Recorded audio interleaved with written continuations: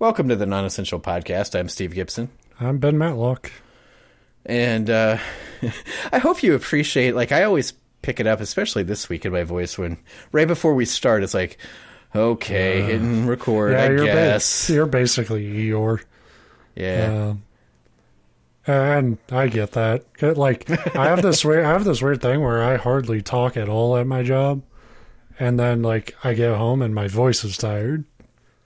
Yeah, see, mine's... maybe it's just voices get tired by time of day or something, because I do talk at my job, so that it certainly plays a role into it. Yeah. But or I have a substance problem. It started with caffeine, but it'll go to Coke soon, and then you'll be hearing me just like breaking down crystals of meth just to get through the show every week. I don't think I've ever heard the "of" in there, which it fits. I mean, it makes sense, but crystals of meth makes it sound like a 90s sci-fi-ish movie. Well, normally you would smoke it. I wanted to really send it home that I don't have time for that. So, you just put it in you put it in like a salt or pepper grinder, and you just grind it over your food. Crystal of meth sounds like some Sam and Frodo would have smoked. Just to like get through that journey. The fucking elves gave him crystal of meth. Yeah, I think that was by J.R.R. Tolkien. Drug jokes. This is where the fucking cane grabs you by the neck and yanks you off stage. Oh God, I would have been long. Like it would have hung me by that cane. Somebody just beat you to death with the cane. Yeah, that's what I want to see in like a sketch show or something. You see that cane come out and you're expecting it to grab him off stage, but they just beat him with it from off stage. They can't quite hook you with it, so they get pissed off and just deck you. Yeah, welcome to the Non-Essential Podcast. If you haven't, as I knock everything over on my desk, I'm ready to go. If you haven't heard our show before, we tell each other stories, and they can be about anything, and there's no real rules to it, and it's just a way to kill a half an hour, pretty much. And this week, I don't even know if I'll do that, because my topic's pretty short, so we really got to pad this out. See, I worry about that all the time, too, but like last week, I thought that the story that I was reading was short, and we went almost an hour, so I don't know. Yeah, you never know. And honestly, just trying to say this woman's name could take me 15 minutes. Good. That's some karma there. Or something. Yeah, I was going to say this one really flips the script because, like, fuck, I have no idea. So, like, Mariya Oktyabrskaya. Bless you. Oktyabrskaya. It's a name that has far too many R's and far too many Y's and really just too many letters in general for a public access podcast like what ours. Was the first name? Mariya? Mariya, but it's spelled Mariya. So it's a little funky, but yeah, there's only so many ways you could pronounce that. Maybe Mariah, but I doubt it. But it's also the name of our topic for today. So Mariya Oktyabrskaya, Mariya Octopus, Oktagotcha, was born on the 16th of August, 1905, to a poor Crimean peasant family. She was one of 10 children. There's not much notable about her childhood. In her early adulthood, she worked in a cannery for a bit and then became a telephone operator. Until she married a Soviet army officer named Ilya in 1925. Your typical girl, grows up, works in a canning factory, talks on the telephone, marries an army guy. It's a pretty common story. Yeah, that's what everyone was looking for back then. But this was a time in Russia that, like, we've talked about it a little bit before, I think, with, when we've gotten sidetracked talking about Chernobyl and shit. Like, this was a time where there was a real, like, devotion to the idea of country, back then. So, like, it was a time where a lot of people, but Mariya especially, like they were pretty loyal to like the original communist ideals and that of the Russian Revolution. And this only got accelerated when she married Ilya. And she once declared, marry a serviceman, you serve the army. Which is, this is starting off good, because as we all know, like this like intense, rabid nationalism is good. It never leads to anything bad. I mean, I'm glad you say that, because Ilya's not a piece of shit. At least as far as the story here. It's one of the few times I'm bringing somebody who's pretty badass to the table. But this is an interesting conversation about fucking hyper nationalism and, fuck it, we're getting into World War II. Yeah, I assumed based on the time it was either World War I or II. You said she was born in 1905? Yeah, and so she got married in 1920 something. So yeah, she would have lived through World War I. Yeah. I forget the dates on that, but it was early 1900s. Yeah, she was probably a kid when it was wrapping up. So in 1941, the Nazis betrayed a non-aggression pact that they had with the Soviet Union. No. And, yeah, I know. If you can't trust a Nazi, who can you trust? Are you telling me they have no honor? Fuck. I thought I knew what we were up against. And every Russian was called upon to play their part in the war. So like I said, this was a time where people were starting to form that kind of unquestionable devotion to country in Russia at the time. And, it was kind of a for better and for worse thing where it was like, like nowadays it's like, why would you be that loyal to your country? Most countries are fucked up. Yeah, that kind of flips the script a little bit though, because the intention, like pride in your country is a good thing when you're defending yourself from an invading force. Exactly. Right. And it was kind of as fucked up as Chernobyl was, and as much as that was like hidden about the realities of that, and how much of that was the government's fault.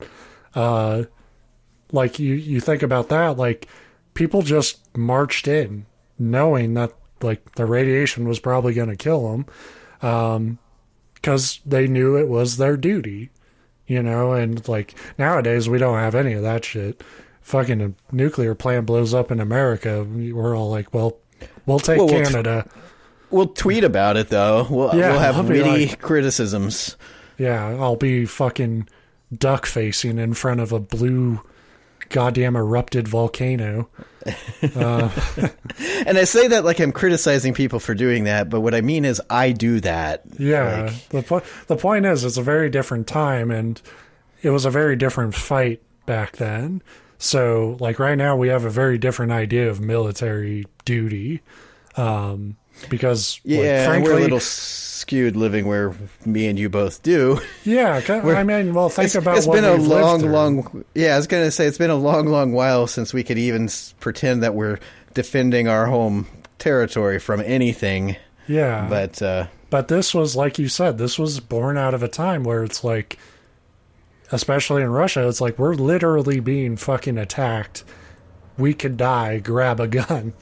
Right. We have to work together. And that's not to say that there's still not bad things that came out of it, because I don't know. I've read over my lifetime a lot about World War II. I used to be really into like the shows and stuff. Yeah. But I'm not as versed in like Russian life during World War II and leading up to it. I imagine there was still a lot of that ugly shit where like once this broke out, they were rounding up German, immigrants and, doing terrible things to foreigners.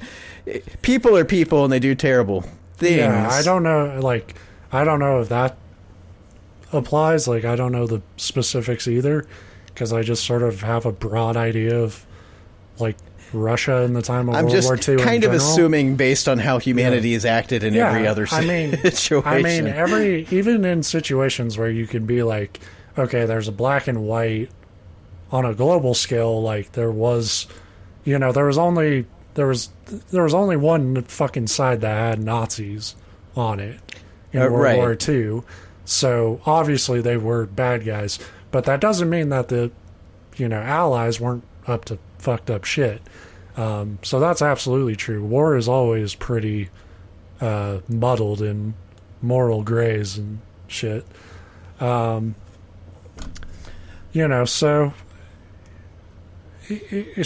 when the Germans attacked Kiev in 1941, Mariya's husband Ilya was killed in battle, and it took 2 years after that for Mariya to learn that her husband died.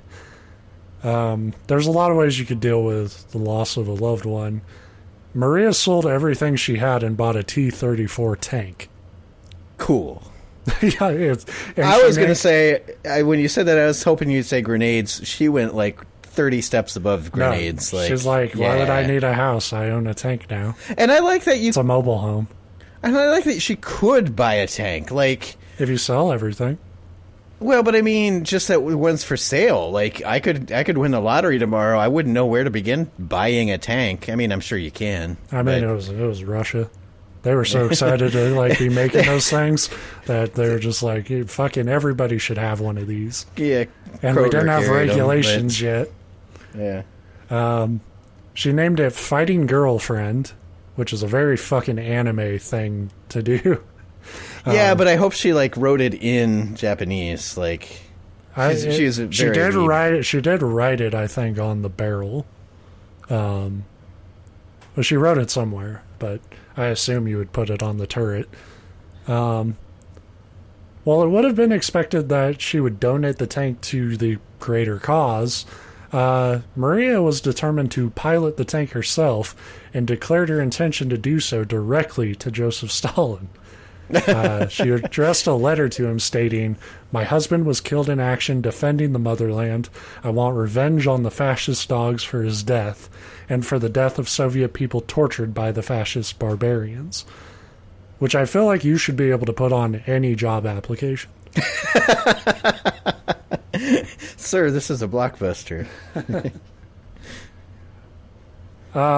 Whether Stalin thought that murderous rage of a widow would be a valuable war asset, or if he just thought it was great PR to have this, loyal communist wife be willing to die for the country, Mariya's wish was granted, and she was pushed through a 5-month training program before being sent to the front.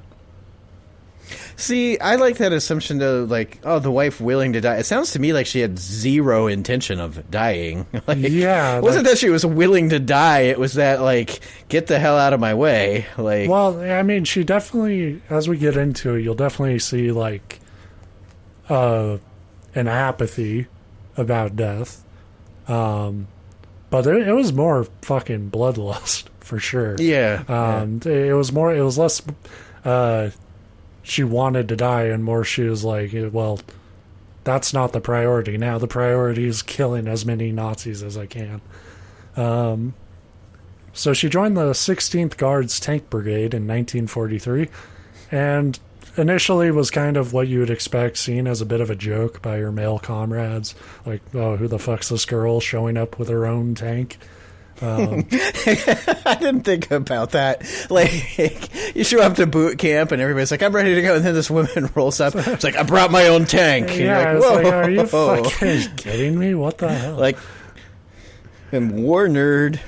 But what's kind of interesting as I was reading this story was they were saying that a lot of tank operators kind of just got thrown out to shit. She was one of the few that actually got a real training program.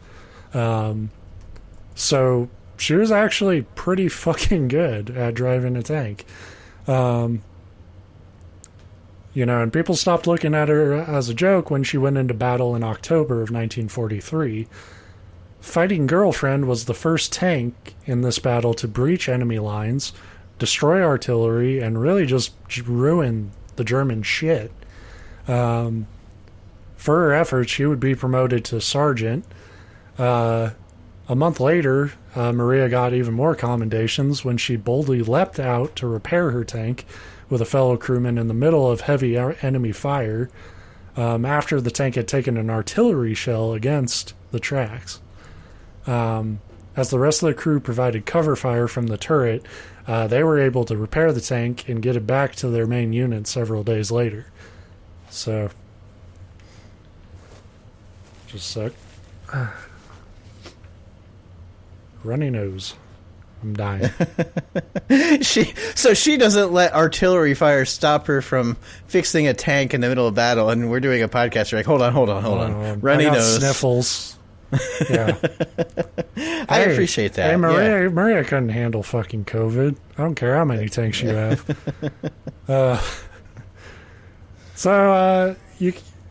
She was doing well, but you can definitely see sort of in movies and stuff where people go into it with go into war with this idea of revenge, but then when the reality of battle and death hits, they don't know what the fuck to believe anymore, and their whole sense of reality is kind of fucked with. Mariya didn't forget shit.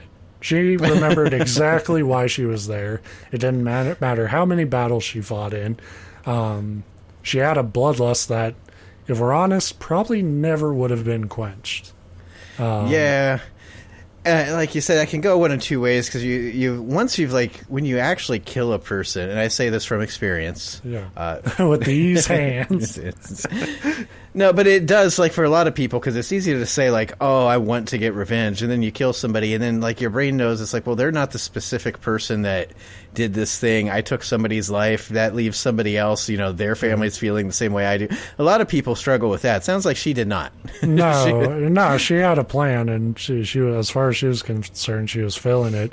But even, people who do get that, theatrical direct revenge on somebody who's wronged them, there's a lot of times where that ends up making them feel hollow. They describe it as just I didn't, I'm not gonna say I regret it, but it ultimately doesn't undo the thing that caused the revenge lesson in the first place. It doesn't bring the person back, and now you don't have your purpose that you just had driving you. So there's a lot of that. There's I think it's a Korean movie called I Saw the Devil, which is a fucking great movie. Really tough to watch in the vein of brutal serial killer shit, but it's one of the best fucking revenge movies I think out there tackling the subject, and it really hits, its ending is pretty brief, but it hits a lot of what we're talking about.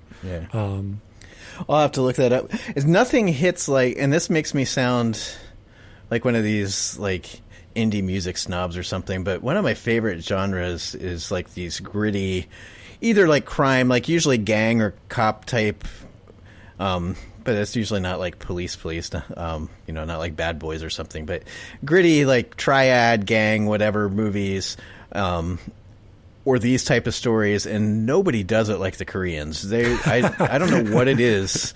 They do great street food, and they do fucking amazing goddamn murder stories. Yeah. It's a fantastic movie. Korea and Hong Kong both. They have some really cool movies come out of them. But everywhere but Hollywood, it seems. Pretty much, yeah. A lot of Hollywood's really bad at it. But anyway, so like I said, Mariya didn't forget shit. She was just on a tear. She wrote to her sister and was quoted, "I've had my baptism by fire. I beat the bastards. Sometimes I'm so angry I can't even breathe." So not calming down at all. No, and seeming to get more revved up the more she fights. So as far as Stalin's concerned, he's yeah, boy, I picked him, because that's exactly probably what he wanted. Right. But it is kind of a tragic thing when it's when you see somebody lose somebody close to them, and then you see it destroy them too, and Mariya at this point kind of became a weapon. And when you have that mentality, you're either going to literally kill every single Nazi on the planet, or you're probably going to die. And the person that you really feel bad for is the co-pilot in the tank that's not there willingly. And they're we can retreat. We'll fight them later. Please. I think I left the oven on. Can we turn around, please? Yeah. So Mariya's time in the war was coming to an end. On January 17th, 1944, Mariya was fighting in another night attack near the village of Zvidi, near I love their pasta. Vedebisk. And Jesus Christ, like, we were joking about it before, but if you want to fuck me up, just throw some Russian names at me.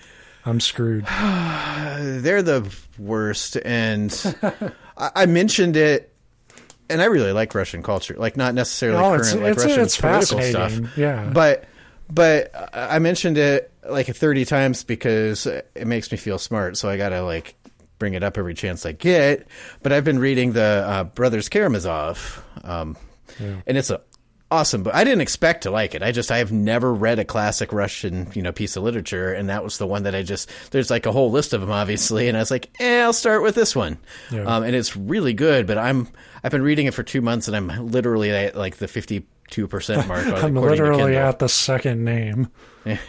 Well, pretty much that's where I'm going with it. Every character, it's weird because every character goes by like 4 names, not just like first, middle, and last, but there's a 4th one in there. But then they also have 2 like... It's like, here's their formal name, and it's like Ivanovich Karamazov. But then for like 80% of the book, they go by a completely separate name.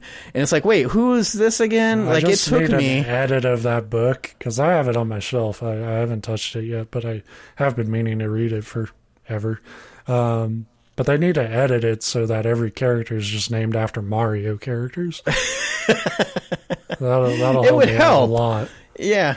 Well, and like I said, the hardest part is they have these long, weird names to begin with, but then they sometimes call them by their formal name and sometimes call them by basically like a nickname, and you're like, holy shit. And you'll get it because they talk about them so fucking much. It's a long, long book. I think in the print edition it's anywhere between like 860 and 1,000 pages or something, because it's really a compilation of a couple of books. But anyway... Yeah, I swear it would be half that length without the Russian names, because that's... Because they love their alphabet, man. But the thing is, once you learn how they are supposed to be pronounced, they sound awesome. So yeah, and it's really not that hard. Like, I was better at it. I started trying to teach myself Russian years ago, and I kind of learned the alphabet and like some of the pronunciation. And once you do that, and it didn't take me long just on my own, I obviously couldn't speak it and didn't know vocab and stuff, but just like knowing how to pronounce it, it's not that hard. But then when you get out of practice, it's just so different than like our format.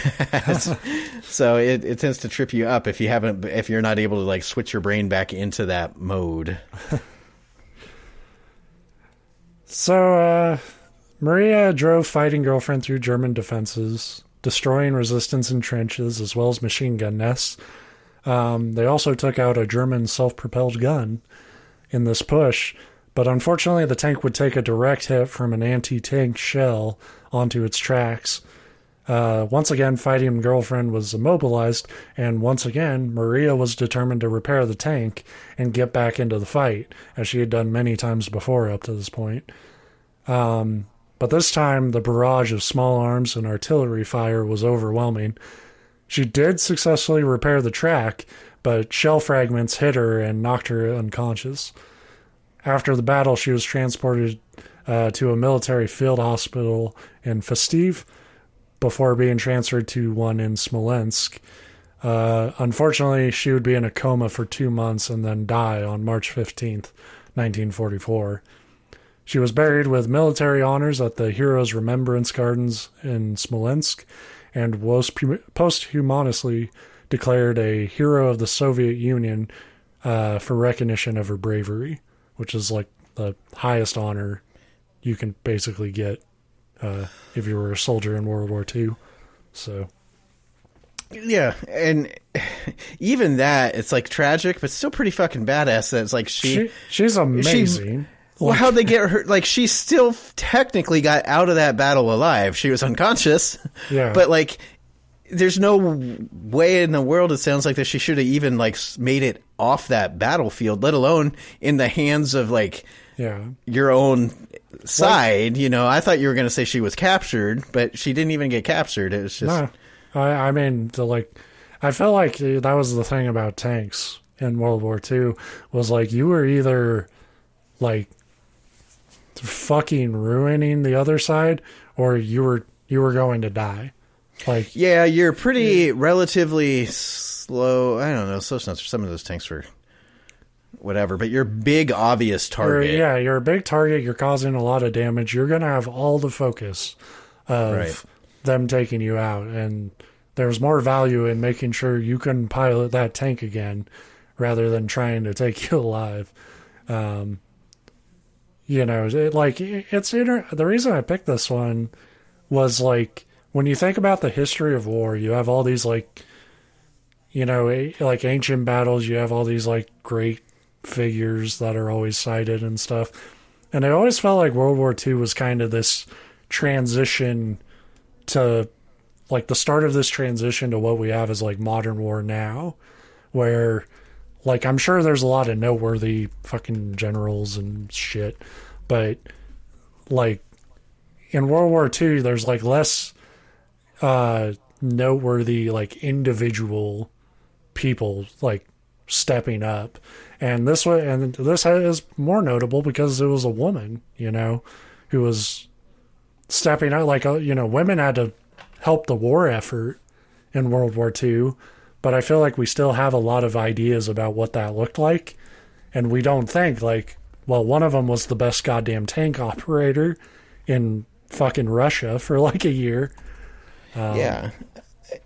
Well, that's, yeah. And I don't know, the kind of interesting thing, and I was trying to look it up right now. Well, there's two things. It reminds me of, we did a topic, this is forever ago, I think it was back when we were still doing 2 topics per episode, on the Night Witches, which were also Russian, and they were the... They should have paid us more to do that. 2 topics. I know. But they were the crew of all women pilots for Russia in World War II that... and they were pretty... whatever. But so there are these stories out there, and we did there was the Canadian guy that was like the one-eyed pirate, like, wrecking machine. But they're ones that you really have to dig for. Like you said, it feels like older wars, you just ended up having these people. That's not to say that there weren't other people in those wars that were probably more heroic or more accomplished, but there's usually like a face of the war, and then you've got like Churchill and Patton and those kind of things. But so I guess you get a little of that. But it's amazing to me that people like this exist. And I think as like causes that people fought for became more blurred. Like, we can find stuff for World War II and still kind of mythologize a lot of those soldiers, but once the conflicts became less and less heroic in a traditional sense, that's when I think, like, you know, individuals stopped, you know, becoming these like prominent figures. And maybe that's a good thing, you know, because war is fucking awful. And, you know, maybe we shouldn't be glorifying the people in it. But it was a lot easier to do when you felt like people were fighting against, you know, a true evil, you know, and now we don't really have that because everything's evil.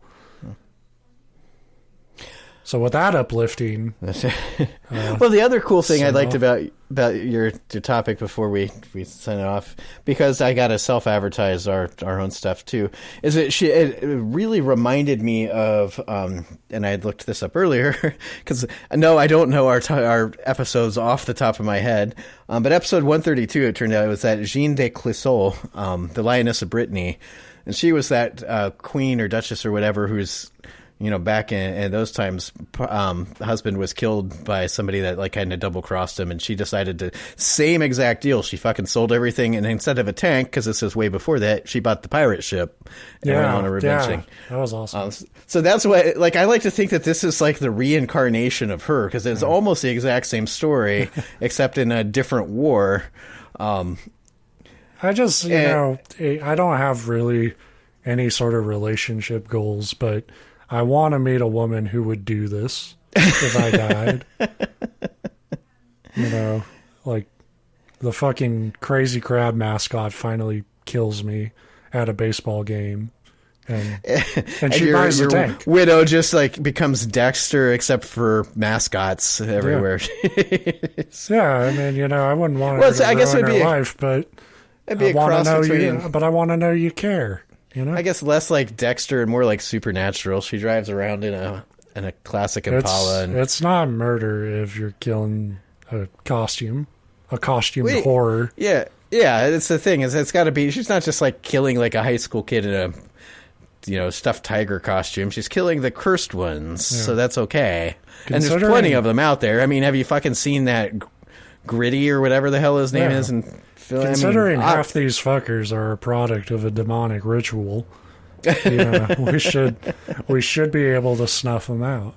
Yeah, and if a tank's involved, so be it. You know, I would argue it's the only way. You see that shell on the crazy crab? It's fucking. It's a brick. Now I have an image of the crab running away from a fucking fighting girlfriend level tank. So Mariya Octopus, she wasn't a woman to be screwed with. Mariya Octagon, thank you for your heroic efforts in World War I like II. to think. You said there was 2 years between when her husband was killed in battle and when she found out, but that means there was clearly 2 years that she hadn't heard any correspondence from him, so she was probably at least starting to get that suspicion, so she probably was hatching this plan the whole fucking time. Like, I'd like to think it was before he even left. They kind of agreed, like, all right, if anything happens, you sell off all this shit, did the math. Here's my tank guy, give him a call, he'll give you a good deal. That's the thing. I wish there was more detail on that part of it. You brought it up at the start, but it's like, I want to know, like, you just go into like a pawn shop and be like, is this a tank? It's like, I'd like to think that they're car dealerships at the time. It's like, yeah, this one's crank start, this one's crank start, this one's a tank. Yeah. The Mercedes-Benz heavy artillery event. You got anything with a leather interior? Like, I'm on a revenge plot, but it doesn't mean I can't be comfortable. That's the thing. I think you would have gotten a lot more tank volunteers if, like, they could customize their shit. It's funny you say that, because it did kind of make me think of like the whole like video game war thing where you customize your perks and stuff before you go into your call of battle or whatever. She's going in with a like pink and black tiger stripe tank. Yeah. It's got a. I didn't want to pick pink because that's too cliche. Like, oh, she's a woman, she had a pink tank. Like, but yeah, I hope it was like customized. Like, I assume it just looks like the original Xbox, and the same size too, because that probably could withstand a lot of fire. I'd like to picture it being just like midnight black with like the Jolly Roger on it, like.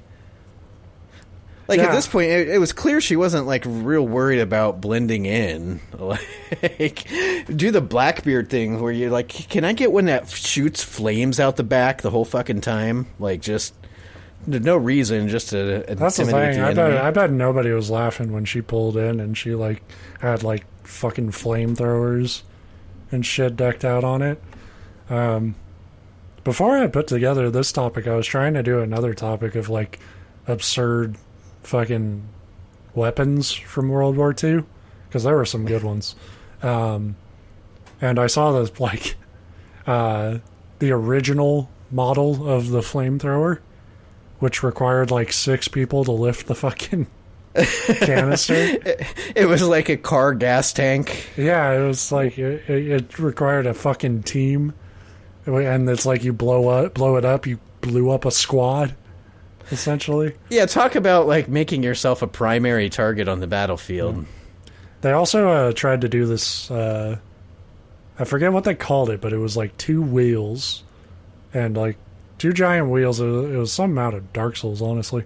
And they like put little rocket propellers along the wheels, and like explosives on it, and they just pushed it. And the idea was like they would raid the beach and then push it straight and hope it propelled to where they wanted it to go. That's always a good plan. Yeah. You know, though, they've been using... Just imagine this old wagon wheel with dynamite on it, like slowly coming towards you, but then falls over halfway. The interesting thing there is, and maybe it's not interesting to anybody in the world except me and this random person, we went to they call it Days of Night, but night spelled like Knight, you know, like knights. Yeah. But it's one of those things where you go and they have enactors, and it's not like a reenactment, but they have people that dress in like the period armor and stuff, and it's relatively educational. Like they do, I think there's some other things, but we thought, oh, we'll take Lincoln to it. She'll see all these people dressed weird, and she'll love it. And she'll know never to do that. And she was like, eh.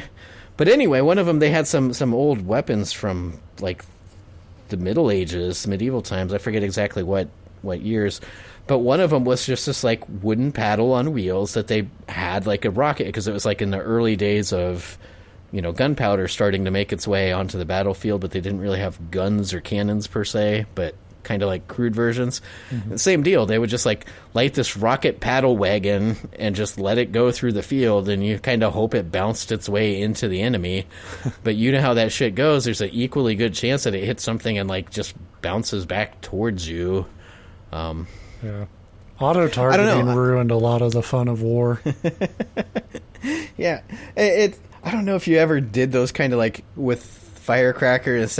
You know, when you're kids, especially if you're, I don't know, I say especially if you're guys. I'm sure girls do the same stupid stuff or similar.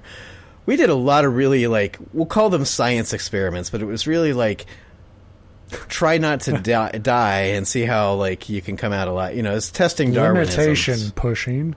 Right. And so a lot of that, like taking the fins off of fireworks and shooting them and seeing what happens. Not necessarily seeing what happens, but you take like damaged ones that you're like, this probably shouldn't be fired. Let's see what happens when you do. You know, that kind of deal, the jackass type stuff. Yeah.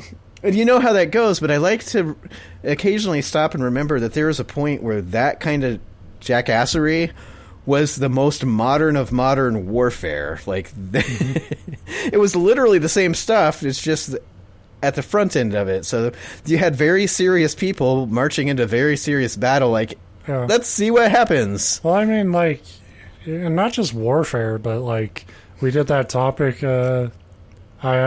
I don't remember what episode, but it was about the guy who like tried to make the flying suit. Yep, I knew that's who you were going to say. Yeah, and like, I really think that's something missing now is like, there was a time where inventions, like a key ingredient to everything ever made, was hope. You just hope it works out. Yeah, hope and delusion. And that was so fun. Well, there's plenty of delusion now, but it's not about will that thing work, it's about will that matter. You know, It's like, we make dumb shit now, and like, I preferred it when we made dumb shit, but it might get somebody killed. But there was a 50-50 shot that it would be dumb shit. You know, so we were all in on the bet. The key there is that was back when science was just believing hard enough that something was true, despite having no... Well, although you could argue we still live in that time period, too. But, yeah. I like that we're laughing, because that parachute guy was one of the, like, kind of cringe... It was... One of the saddest, but also, like... But how do you have our show and not talk about a guy like that? Well, exactly. Like, we have to be honest about who we are, and that is everything this show was built on. A guy being very sure about a very bad idea. I think that was episode 88, maybe Franz Reichelt. Does that sound right? Yeah, it had to be. Because I'm reading the actual description now. Yeah. So episode 88, the only reason I mention it is... It is one of my favorite episodes. Yeah, it sounds kind of like pandering, but it feels more like teasing to be like, oh man, this episode, it was really, really good, but we're not going to tell you which one it was, so good luck finding it, assholes. I was going to say, good on you for actually looking it up, because my hands are in my pockets and I'm not changing it. So, yeah, thanks for listening to the show this week. It's been fun. we'll be back at it again next week with another hootin', hollering, hootenanny. Hey, I'm making no promises. It's my turn. My turn next week. I am guaranteeing a hootenanny. All right. Yeehaw.